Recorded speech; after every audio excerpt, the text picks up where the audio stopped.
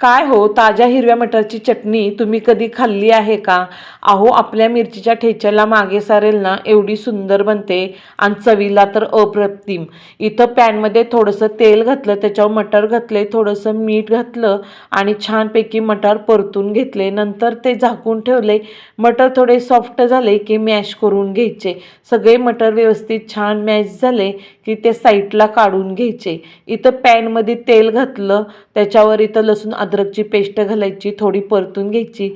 लगेचच कांदा आणि टमॅटो बारीक चॉप केलेले घालायचे याच्यावर, तेही परतून घ्यायचे. छान एकदम सॉफ्ट होईपर्यंत परतून घ्यायचे आणि त्याच्यावर भरपूर कोथिंबीर घालायची, म्हणजे चटणीची चव अगदी सुंदर होते आणि अगदी अप्रतिम होते. थोडीशी हळद घालायची, हळद प्रमाणातच घालायची. इथं घरगुती कांदा मसाला घातलेला आहे, अगदी थोड्या मसाल्यात ही चटणी बनते. नंतर मॅश केलेले इथं मटर घातलेले आहेत, सगळं मिक्स करून घ्यायचं एकजीव. नंतर पाण्याचे थोडेसे 2 शिंतोडे मारायचे आणि 2 मिनटं झाकून ठेवायची.